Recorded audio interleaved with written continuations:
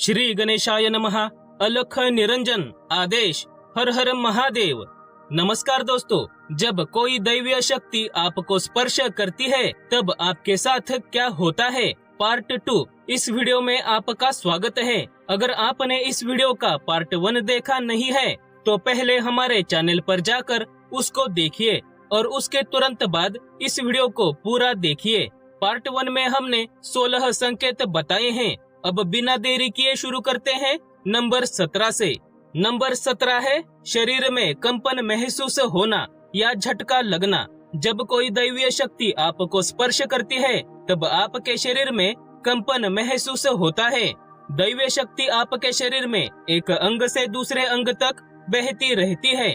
ऊर्जा में अचानक हुए बदलाव के कारण शरीर में कंपन निर्माण हो जाते हैं, तो कभी अचानक से झटका सा लगता है, तब आप कुछ विशेष तरीकों की आवाजें भी निकाल सकते हो। नंबर 18 चक्र जागृत होना। यदि दैवीय शक्ति आपको स्पर्श करती है और आपके शरीर में प्रवेश करती है तब आपकी कुंडलिनी शक्ति जागृत होने लगती है। यह दैवीय शक्ति आपके शरीर के एक चक्र से दूसरे चक्र, दूसरे चक्र से तीसरे चक्र, ऐसे 7 चक्रों में प्रवेश करती है। तब आपके शरीर में एक एक करके सारे चक्र जागृत होने लगते हैं। इसके परिणाम स्वरूप आपको अनेक रहस्यमय और दिव्य अनुभव आने लगते हैं और आप एक साधारण मनुष्य से असाधारण मनुष्य बन जाते हैं। नंबर 19 सवारी आना। दोस्तों, दैवीय शक्तियां स्पर्श करने से कुछ भक्तों को सवारी आती है। सवारी आने के बाद ये भगत सामने वाले व्यक्ति के बारे में सारी जानकारी बता देते हैं। सामने से पूछने वाले व्यक्ति के सारे प्रश्नों के उत्तर बता देते हैं। किंतु आजकल कई ढोंगी लोग सवारी आने का नाटक करते हैं और भोले भाले व्यक्ति से हजारों लाखों रुपए ऐंठते हैं, तो कृपया ऐसे पाखंडियों से सावधान रहिए। वैसे दोस्तों, अगर आपको सवारी आ रही है तो समझिए कि ईश्वर ने आपको किसी खास मकसद के लिए चुना है। इसमें से एक मकसद लोगों की परेशानियां दूर करना और उनको सही मार्ग बताना हो सकता है। भगवान आपको स्वयं ही बताएंगे कि आपके जीवन का असली लक्ष्य क्या है। नंबर 20 सिद्धियां व शक्तियां प्राप्त होना। जब कोई दैवीय शक्ति स्पर्श करती है तब साधक को अनेक सिद्धियां व शक्तियां मिल जाती है। देखिए, किसी भी मंत्र का बार बार जाप करने से या उसका अनुष्ठान करने से वह मंत्र सिद्ध हो जाता है और साधक के लिए कार्य करने लगता है। उस समय साधक को कुछ दैवीय शक्तियां व सिद्धियां भी प्राप्त हो जाती है, जिसका उपयोग करके साधक स्वयं का तथा अन्य लोगों का भी कल्याण कर सकता है। हालांकि एक साधक ने कभी भी सिद्धियों के पीछे नहीं भागना चाहिए। साधक की दौड़ मुक्ति की तरफ होनी चाहिए, क्योंकि अनेकों बार सिद्धियां साधक को भौतिकता में लाकर पटक देती है। किंतु फिर भी कुछ साधक अपनी सिद्धि व शक्ति का उपयोग धन कमाने के लिए या अपना श्रेष्ठत्व प्रस्थापित करने के लिए बार बार करते हैं। नंबर 21 दूत प्राप्त हो जाते हैं। साधक की पराकाष्ठा की भक्ति देखकर दैवीय शक्तियां प्रसन्न हो जाती है और साधक को आशीर्वाद के रूप में दूत प्रदान करती हैं। जब साधक को दूत प्राप्त हो जाते हैं तब ये दूत साधक का सदैव मार्गदर्शन करते हैं। साधक को भूत, वर्तमान और भविष्य के बारे में भी जानकारी बताते हैं। क्या अच्छा है, क्या बुरा है, क्या करना चाहिए, किस काम में नुकसान हो सकता है, कौन सच बोल रहा है, कौन झूठ बोल रहा है। ऐसी भरपूर जानकारी दूतों के माध्यम से ही साधक को मिलती रहती है। नंबर 22 आसानी से ध्यान में प्रवेश। जब कोई दैवीय शक्ति साधक को स्पर्श करती है तब साधक के शरीर के चक्र जागृत हो जाते हैं, उसकी कुंडलिनी शक्ति जागृत हो जाती है।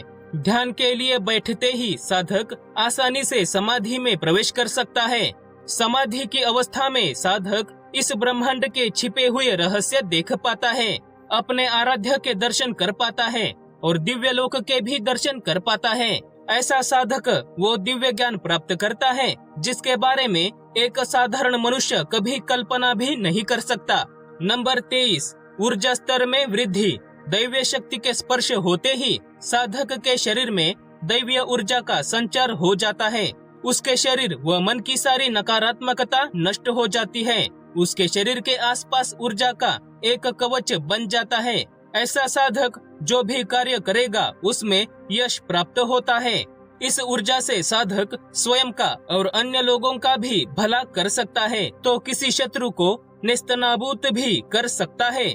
ऐसे साधकों को कभी तकलीफ नहीं देनी चाहिए, नहीं तो तकलीफ देने वाले का बहुत बुरा हाल हो सकता है।